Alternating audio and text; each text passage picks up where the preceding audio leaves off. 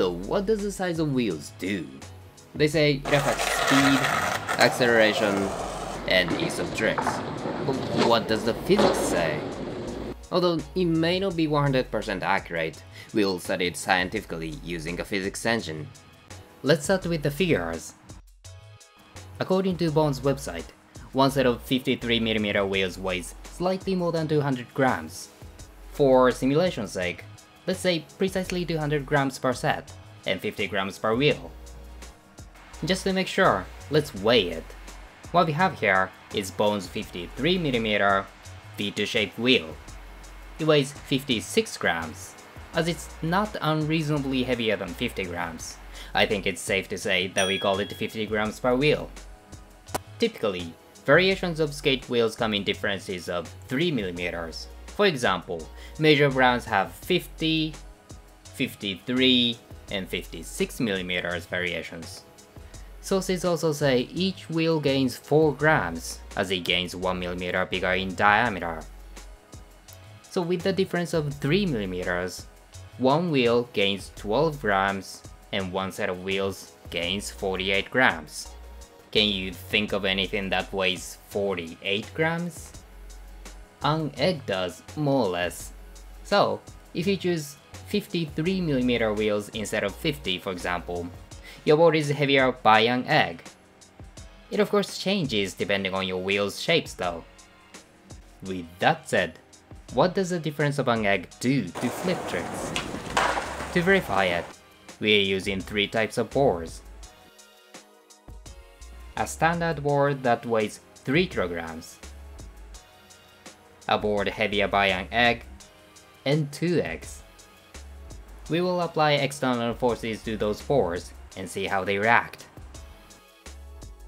In this experiment, we will drop a ball to one side of each board, with its axis fixed in the air. The ball's contact points are mechanically calculated and identical in all conditions.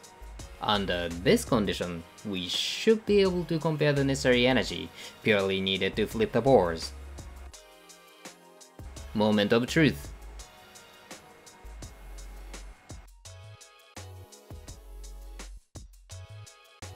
As you can see, as we drop the balls, their outcomes are more or less the same. We could even say it is in the realm of a measurement error. Just in case, if we increase the weight of a board to 30 kilograms, it flips significantly slower. This leads to the following conclusion in this experiment. Although the weight of the board actually affects how easily a board flips, with only the difference of an egg or 2, we can hardly see it. So, it doesn't seem to do much in flip tricks. How about the effect on the riding? In general, this is what they say. The bigger wheels allow a faster top speed, and the smaller wheels allow a faster acceleration. Before we begin the experiment though, let's review some physics concepts. The sizes of wheels affect the rolling resistance, which can be calculated like this. The force of the rolling resistance equals the rolling resistance coefficient times the normal force. Let's not go for it. Instead, simply put, the rolling resistance is proportional to the weight, and inversely proportional to the diameter of the wheels. In other words, the heavier a wheel is, the less likely it rolls, and the bigger it is, the more likely it rolls. Based on this, we are using 3 types of models, reflecting weight, size of wheels, and rolling resistance. As I guess, the bigger wheels seem to have less rolling resistance. Now let's see how it goes. As I let him slide down a smooth surface, the one with the biggest wheel size travels the longest distance.